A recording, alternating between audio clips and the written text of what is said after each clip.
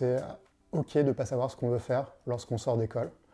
C'est OK de changer d'avis, de changer de secteur au cours de sa carrière. Je m'appelle François, je suis diplômé de l'ESSEC promotion 2005. J'ai rejoint Facebook Meta il y a 3 ans et demi maintenant pour prendre un poste de ce qu'on appelle Product Marketing Manager dans les formats publicitaires. Quand j'étais à l'ESSEC, moi je voulais faire journaliste.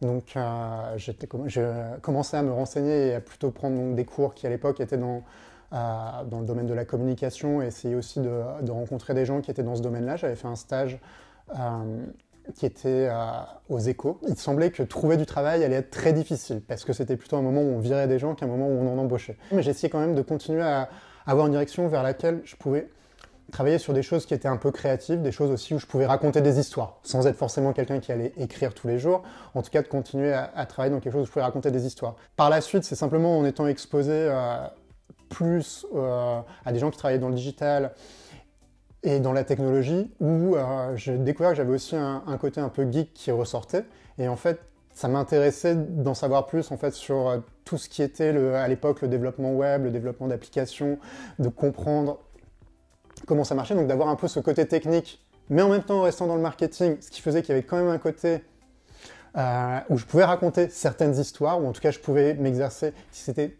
certaines de mes capacités créatives, c'est ce qui m'a incité à continuer dans le secteur. Et même encore aujourd'hui, en fait, quand on sort de nouveaux produits, en fait, ce que j'ai besoin de faire, c'est de raconter une histoire dans des mots qui sont simples pour que des gens qui ne sont pas familiers avec le secteur le comprennent. Et donc, quelque part, j'arrive et je dois prendre différents éléments et me dire, tiens, comment est-ce que je pourrais les présenter d'une façon qui soit intéressante, qui soit compréhensible.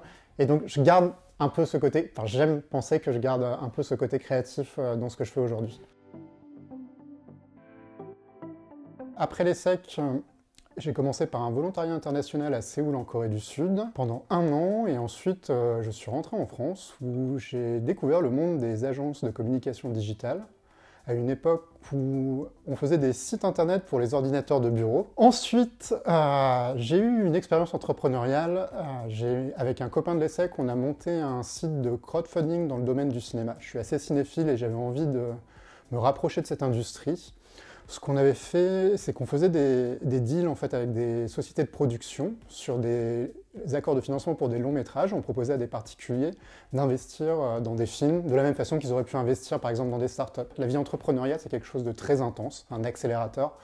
On apprend plein de choses, mais c'est aussi une vie qui est difficile, avec des hauts qui sont très hauts, des bas qui sont très bas. Et à un moment, je me suis rendu compte tout simplement que j'avais envie de faire autre chose. Donc je suis sorti de cette entreprise. Pendant un temps, j'ai été freelance dans le domaine du marketing digital.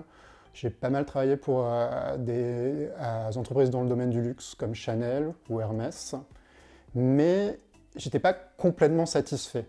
J'étais jamais totalement maître de mon agenda dans le sens où c'est difficile de dire non à des missions quand on ne sait pas de quoi le futur sera fait et il faut payer son loyer. Donc parfois je prenais des jobs en fait qui n'étaient pas forcément ce qui m'intéressait moi et je crois que c'était après 1 ou 2 ans, j'ai décidé de faire une pause. J'ai rencontré beaucoup de gens, et notamment des gens qui étaient, par exemple, des anciens camarades de promo que j'avais un peu perdu de vue avec la vie, des gens dont j'étais pas forcément très proche, mais que j'aimais bien, sans vraiment d'idées précises, mais plus pour discuter de ce qu'ils faisaient et aussi pour nourrir ma réflexion. Et petit à petit, en fait, j'ai pu avoir une idée un peu de ce que j'avais envie, vers où j'avais envie d'aller. Et je me suis dit, je connais le monde des agences digitales, je connais le monde des startups, de l'entrepreneuriat. J'aimerais bien découvrir ce que c'est de travailler pour une grosse entreprise technologique, d'un point de vue de l'industrie, mais aussi de la culture. J'ai donc trouvé un poste chez Facebook à Dublin. À l'époque, c'était dans les équipes commerciales sur le marché français. J'ai fait ça pendant 2 ans et en fait, je pense que je ne suis pas nécessairement un commercial dans l'âme et j'avais envie d'évoluer, de me rapprocher un peu plus de là où les choses sont conçues, ce qu'on appelle dans le domaine des entreprises technologiques les équipes produits, pour comprendre un peu mieux comment les choses sont faites. C'est là que j'ai donc changé de job et changé de ville et j'ai déménagé à Londres, c'était il y a 3 ans et demi maintenant, pour prendre un poste de ce qu'on appelle Product Marketing Manager dans les formats publicitaires. En résumé, en fait, je fais en sorte que les produits publicitaires qui sont fabriqués par les ingénieurs, les product managers soient compris et utilisés par les annonceurs et que les besoins des annonceurs soient pris en compte lorsqu'on va créer de nouveaux produits afin que l'on réponde à ces besoins et faire le lien en fait entre deux mondes qui sont très différents et traduire le langage de chacune des parties prenantes pour qu'elles puissent communiquer. Meta, ça reste c'est une entreprise technologique, mais ça reste une grosse entreprise. Et donc j'avais un peu peur d'avoir quelque chose qui soit très processé, très hiérarchique.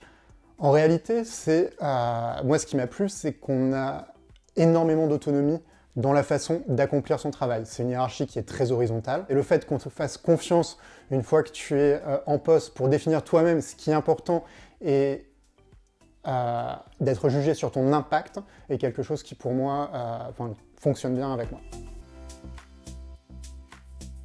Je pense que c'est OK de ne pas savoir ce qu'on veut faire lorsqu'on sort d'école. C'est OK de changer d'avis, de changer de secteur au cours de sa carrière. C'est aussi OK de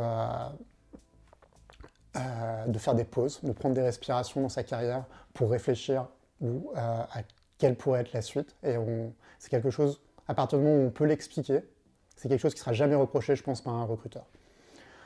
Ensuite, en fait, moi, il y a quelque chose, lorsque je travaillais dans le milieu du cinéma, et donc je rencontrais pas mal de talents, d'acteurs, de réalisateurs, il y a quelque chose qui m'a toujours beaucoup impressionné, c'est que c'était des gens qui, à un moment, avaient décidé de se lancer dans ce qu'ils aimaient à fond.